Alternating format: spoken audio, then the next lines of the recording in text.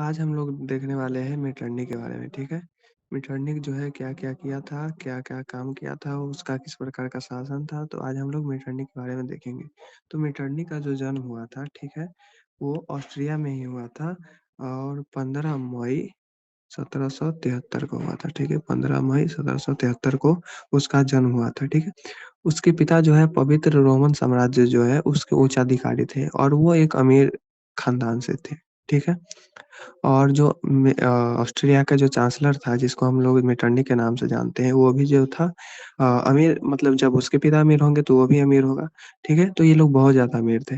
तो कहानी जब शुरू होता है जब 1789 की फ्रांसीसी क्रांति होता है, ठीक है?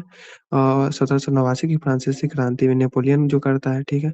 और नेपोलियन करता है फ्रांस की क्रांति, ठीक है? नेपोलियन तो उसमें होता है कि राइन नदी है एक, ठीक है?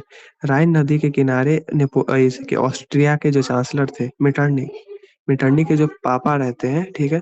उसके जो ज़मीन रहता है राइन नदी के किनारे रहता है, ठीक है? नेपोलियन जो फ्रांस की क्रांति करता है, क्रांति के टाइम वो जो होता है राइन नदी का भाग वो नेपोलियन उनसे छीन लेता है, ठीक है? उस समय जो उसका एज ज़्यादा नहीं था, वह उस टाइम स्टूडेंट था। एज़ अ स्टूडेंट था वो, लेकिन वो उसने अपने पापा की जो ज़मीन था उसको छीनते हुए देखा था। इससे वह मेटरनिख जो था नेपोलियन का खतरनाक दुश्मन बन गया, ठीक है? वो एक प्रकार से नेपोलियन का जो है दुश्मन बन गया और वह क्रांति का भी दुश्मन बन गया, ये ठीक है? वह अपने मन में बैठा लिया था कि शासन करो और कोई परिवर्तन नहीं होने दो, ठीक है? वो जब तक शासन करता रहा, ठीक है? जब तक शासन करता रहा तब तक वह कोई परिवर्तन नहीं होने दिया, ठीक है?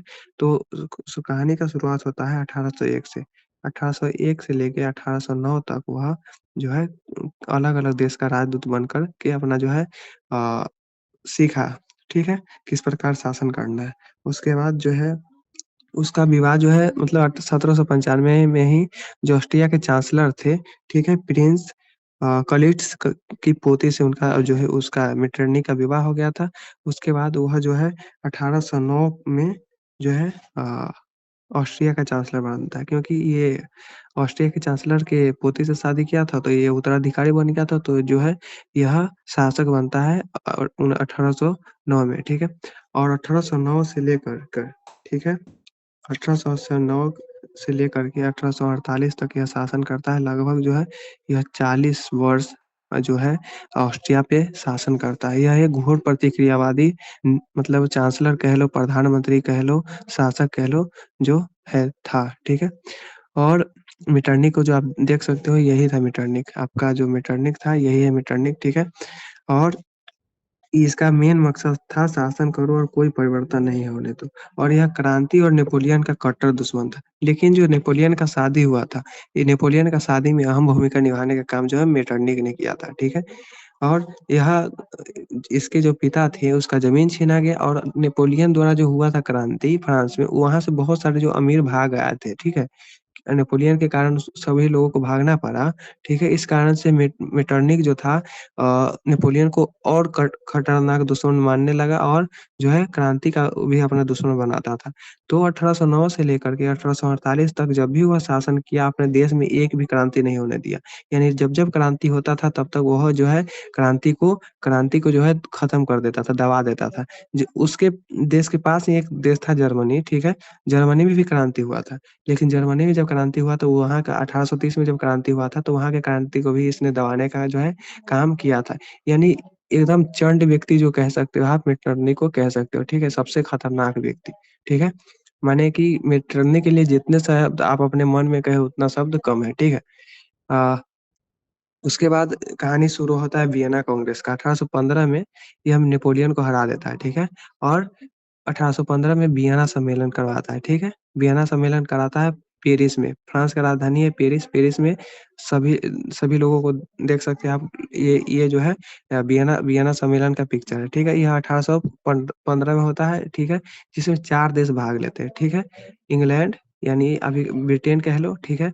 फ्रांस अ ऑस्ट्रिया, रूस, ठीक है? और प्रसा, ठीक है? फ्रांस को तो वो बकरा बनाया गया था, लेकिन ये 4 देश मुख्य रूप से भाग लेते हैं इंग्लैंड, ऑस्ट्रिया, रूस और प्रशा, ये चारों देश जो है भाग लेते हैं और उसका नेतृत्व जो वियना सम्मेलन हुआ था, उसका नेतृत्व जो है मेटरनिख कर रहा था, ठीक है? और इसमें 7 शर्तें रहती हैं। बहुत सारे शर्त मतलब 7 शर्त हैं जिसमें जर्मन राइन राज्य को जैसे का तैसे रखा गया, ठीक है? नेपाल का सीमा सॉरी फ्रांस का सीमा सीमित कर दिया गया, ठीक है? फ्रांस की राजगद्दी पर से वो नेपोलियन को तो हटा ही दिया गया था, इटली के टुकड़े कर दिए गए थे, पोलैंड का कुछ भाग रूस को दे दिया गया था, ठीक है? ब्रिटेन को कुछ द्वीप दिया गया था, मतलब 7 प्रकार के जो है शर्त रखे गए थे, ठीक है? और नेपोलियन का कहानी उसी टाइम खत्म कर दिया गया था। तो जब 1815 से लेकर 18 तक यह शासन जब तक किया, ठीक है? जब तक यह शासन किया तब तक कोई परिवर्तन नहीं होने दिया, ठीक है? और जितना क्रांति होता था सबको एक एक बगल से मतलब कुचलता चला गया। मतलब एकदम खतरनाक व्यक्ति कह सकते हो, एकदम अच्छा व्यक्ति, सबसे खतरनाक की श्रेणी में आप मेटरनिख को कह सकते हो, ठीक है? तो मेटरनिख इस प्रकार का जो है आदमी था, ठीक है? और यह जितना जो भी विद्रोह हुआ सबको दबाता गया, यानी यूरोप के हर एक भाग में जो है क्रांति हुआ था, ठीक है? लेकिन यह अपने ऑस्ट्रिया में जब तक बना हुआ था, तब तक नहीं होने दिया। 1848 में किसी न किसी प्रकार से ऑस्ट्रिया में जो है क्रांति हो जाता है और क्रांति इतना भयभीत मतलब भयानक होता है कि भयभीत होकर यह जो है गुप्त रूप से इंग्लैंड भाग जाता है, ठीक है? इंग्लैंड भागने के बाद कुछ समय बाद जो है यह वापस आता है वियना में, ठीक है? वियना में यह आता है और 1859 में जो है इसका जो है मृत्यु हो जाता है, ठीक है? 1859 में जो है इसका मृत्यु हो जाता है अ, और इसका जो कहानी होता है जो खत्म हो जाता है, ठीक है? तो 1859 59 में जो है इसकी मृत्यु हो जाती है, लेकिन यह एक खतरनाक जो है शासक था, ठीक है? यह जब तक था रहा तब तक कोई परिवर्तन नहीं होने दिया। यह मेजनी को बोला था हमारी सामाजिक व्यवस्था का सबसे खतरनाक दुश्मन। नेपोलियन के बारे में यह बोला था कि जब फ्रांस छींकता है तो सारे यूरोप को जो है सर्दी जुकाम हो जाता है, ठीक है? तो इस प्रकार का जो है इसने बात कहा था, ठीक है? तो आप लोग देख सकते हो ये मेटरनिख है, यह भी मेटरनिख ही है और ये जो वियना कांग्रेस हुआ था, वियना कांग्रेस, ठीक है? वियना कांग्रेस जब हुआ था तो उस टाइम का जो है पिक्चर खींचा गया था, तो यही वियना कांग्रेस का जो है पिक्चर है, ठीक है? तो आप उम्मीद है कि आपको जो है मेटरनिख के बारे में, मेटरनिख की घोर प्रतिक्रियावादी नीति के बारे में समझ में आ गया होगा और एक बात मेटरनिख जो भी नियम कानून लागू किया था, ठीक है? उसको मेटरनिख व्यवस्था कहा गया था। मेटरनिख जब से 1809 से लेके 1848 तक शासन किया, यह मेटरनिख युग कहलाया, ठीक है? मतलब मेटरनिख जब तक शासन किया वह मेटरनिख युग और मेटरनिख जो व्यवस्था लागू किया था, मेटरनिख द्वारा जो व्यवस्था लागू किया गया था, वह मेटरनिख व्यवस्था कहलाया, ठीक है? मेटरनिख व्यवस्था जो यूरोप में लागू किया गया था, वह मेटरनिख व्यवस्था कहलाया और जो जब तक वह शासन किया वह मेटरनिख युग कहलाया, ठीक है? इस प्रकार आप लोग समझ सकते हो कि जो मेटरनिख था, एक घोर प्रतिक्रियावादी जो शासक था, चांसलर का अर्थ होता है प्रधानमंत्री। तो उम्मीद है कि आप लोगों को वीडियो एकदम अच्छे से समझ में आ गया होगा। इसका घोर प्रतिक्रियावादी बनने का बस एक ही कारण था कि यह राइन नदी के किनारे इसके पिता का बहुत सारा जो ज़मीन था, वह नेपोलियन द्वारा छीन लिया गया। इसी कारण यह नेपोलियन को जो है अपना दुश्मन बना लिया और क्रांति को भी अपना दुश्मन बना लिया, ठीक है? और ये इन दोनों चीज़ों को एकदम खतरनाक वाला दुश्मन बनाया, ठीक है? तो उम्मीद करते हैं कि वीडियो आपको अच्छे से समझ में आ गया होगा। तो मिलते हैं नए वीडियो में एक नए टॉपिक से के साथ।